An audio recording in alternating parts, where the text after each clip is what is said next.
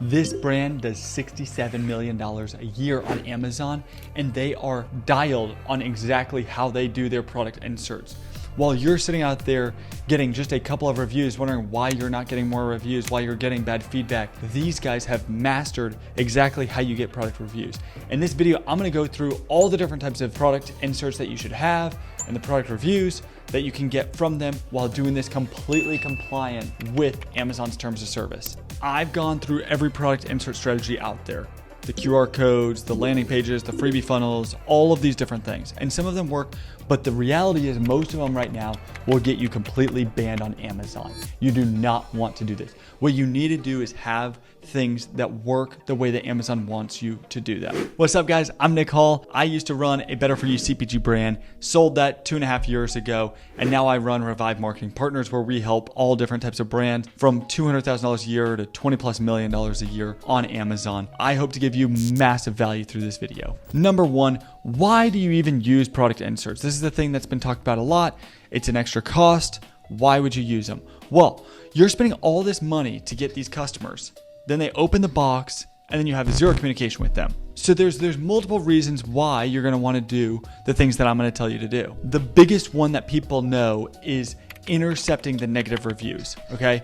Where everyone says, I wanna get more reviews, you've gotta be highly, highly careful on this. What you wanna do is you wanna intercept the negative reviews. So go through your list on Amazon, find all of the bad reviews that you have, and address those immediately. What you're gonna do is you're gonna jump over onto your Amazon page, you're gonna jump to the reviews, and you're gonna look at the critical reviews. What are people saying that is negative about your product? No go for me, started to see tightening, I felt nauseous on the can. Okay, is there something within the product, right? It was a little bit tasteless, not much flavor. Don't take just one thing, take multiple things. When you see multiple things together, you're gonna then use that as product development or things that you can adjust in your product insert. The next option that you have here is driving repeat purchases and cross-selling, okay? You've got 12 different flavors. You got different types of products. People don't know. This product specifically, this is a milk frother, okay? You can use it for protein shakes, all these different things. They also have other things for your kitchen that you can add on later, that you can do. If this is really, really high quality, consumers are gonna go out and when they're looking for their lemon squeezer or whatever the other product is and they see the same brand, they likely are gonna wanna buy from there. What you can do with this too, as a little hack, is on it, create a little QR code where you can scan this and have it lead back to Amazon. Do not lead them away from Amazon. This is not in the terms of service for Amazon. The next is to educate the customer, right? They bought it, they thought they wanted it, but then there's something about it. This one cracks me up. I thought this was the dumbest thing ever. Put your batteries in just like this. Funny enough, I do this as I'm changing the batteries the next time. I kept this just because I was genuinely curious on all of this. And I was like, what idiot doesn't know how to change the batteries? No joke, happened to me. I did not change the batteries the right way.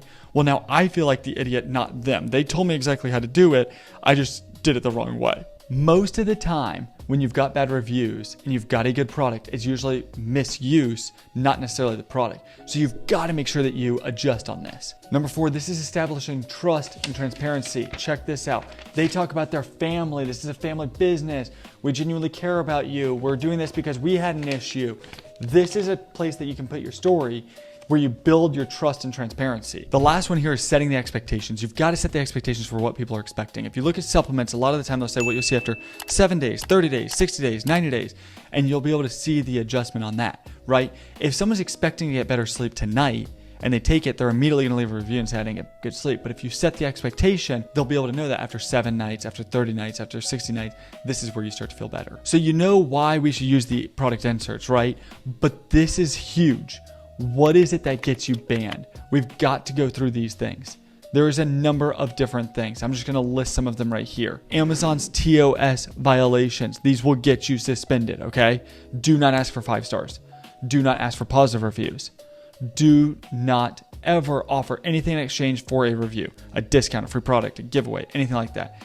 Do not ever gate a freebie behind a review. Leave a review and get a free unit. Do not explicitly call out and say that this is a free product for you. This is a 5-star. Even the 5 stars at the top will get you banned. Some more things with this. You don't want to ask the customers to go ahead and update their review, change their review, delete their review. Don't use any language like help us hit the first 1,000 reviews, positive reviews, anything like that. Be really, really careful here.